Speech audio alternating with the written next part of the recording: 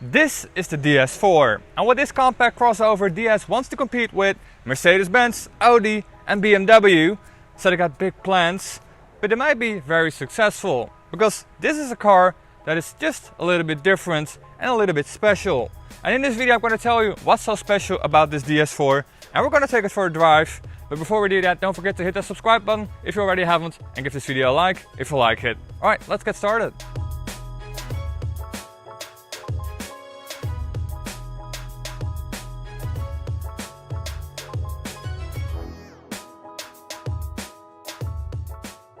So you might be thinking, hey, wasn't there like already a DS4?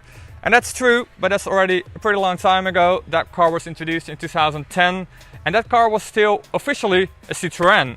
Back then DS was kind of a sub-label of Citroën, but it has been an independent car brand for years now.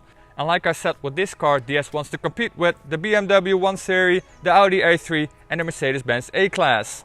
And the version I've got here is like the classical version, but you can also get a cross version, which is a bit of a crossover looking car. That car doesn't actually have more ground clearance, but just a little bit more like plastic bits on the side, making this car look a bit more tough. And you also got a performance version, which I will talk about in just a second. So this is the normal version, the regular version, although it doesn't look that regular to me. It does look a little bit like a crossover and a bit like a normal hatchback. It is actually quite big, especially if you compare it to an A-class, a 1 Series, A3.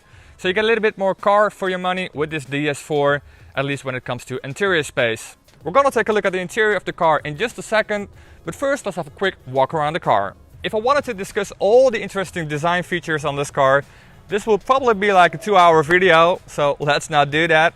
Let's however look at the most important design features of this car, starting in front of the car. So on the front of the car you get this giant grille with these chrome design details that kind of look like chrome diamonds, looking very flashy. You also got this big DS logo and of course the camera here. And the grille is kind of connected to the headlights with these chrome elements on both sides of the grille. And there's also some chrome trim just below that. And like I said, you can get this regular version, you can get the cross version, and you also can get the performance version. And on the performance version, all the chrome elements are completely black, glossy black. So you get a complete black grille and also black details all around the car. On the DS4 you get LED lights as standard, but you can also get these matrix LED lights. They look very special on the inside, but they're not that special as the daylight running lights here on the side. The daylight running lights run all the way from the bottom to the top, and they got 150 LEDs in each lamp, and they also work as the turn signal. On the side of the car, again, a lot of details. For instance, you got these flush door handles that will come out when you unlock the car. Again, looking pretty stylish, pretty cool. The side mirrors are two-tone. The bottom part has the body color, and the side mirror cap itself is black, just like the roof, but that's not standard. You get 17-inch wheels as standard, but you can also get these 20-inch wheels that I've got here. That's actually quite large on such a car, but it actually works pretty good because this car has a very comfortable ride, as I will show you in just a minute. However, they do make a little bit of road noise. This C-pillar also really stands out. It has the body color, so now you can really see that forward-facing shape. It has the DS logo here as well, and you get a bit of a chrome strip here. And especially this part really reminds me of the old DS. The tail lights are made to look like a little art piece. They are made with like laser cutting, and so you can get these triangle shapes here with a lot of chrome in there as well.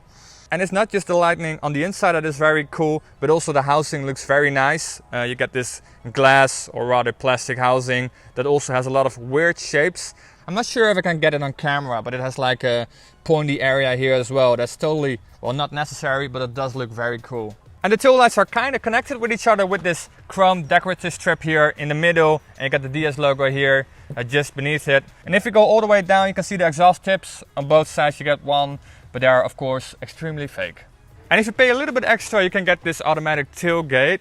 Now here in the back you got 430 liters of cargo space, but if you get this plug-in hybrid you get a little bit less. You get 390 liters, so 40 liters less. Because on the load floor there's no room, because that's where the battery is. Like I said in the beginning, this car is just a little bit bigger than the German competition.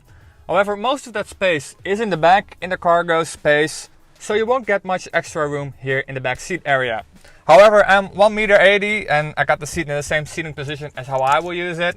But I'm pretty comfortable here actually. My knees don't hit the seat in front of me, and I can put my feet under the seat as well. Headroom is also quite decent if I sit really straight up.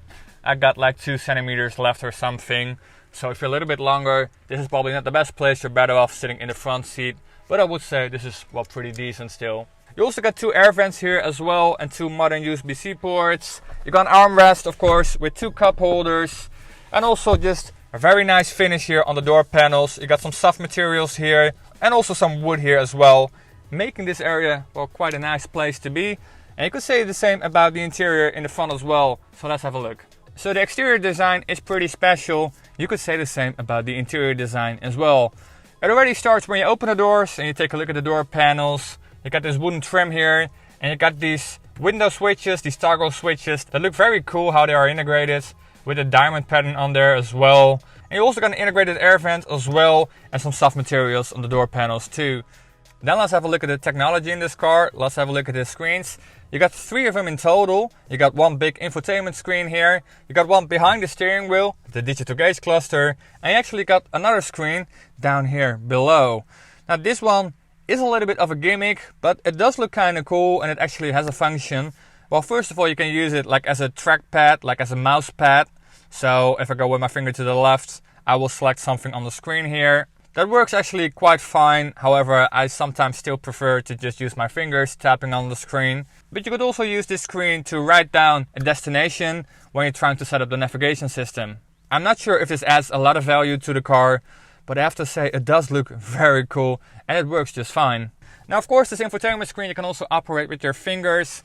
It is quite a fast system, it's at least fast enough. And you also got some hotkeys down here as well, so you can go to a menu a little bit faster. These hotkeys again look pretty cool. And what's even cooler are the air vents down here. So you got air vents in the doors itself, but you also got air vents here that are kind of hidden. And you can adjust the airflow with these 2 cool buttons here. And if you want to start the car, you also got a very cool button because you got this Art Deco looking button here in the center. Now the center console is fully wrapped in leather, soft material, and you also got some cubby spaces, some storage space here in the front, some storage space here in the back as well. And you got a little place here where you can rest your palm when you want to use the screen down here. Also some buttons down here, you got a volume button here, and of course here you got the gear selector as well, and a button for the drive modes. Alright, let's take it out for a drive.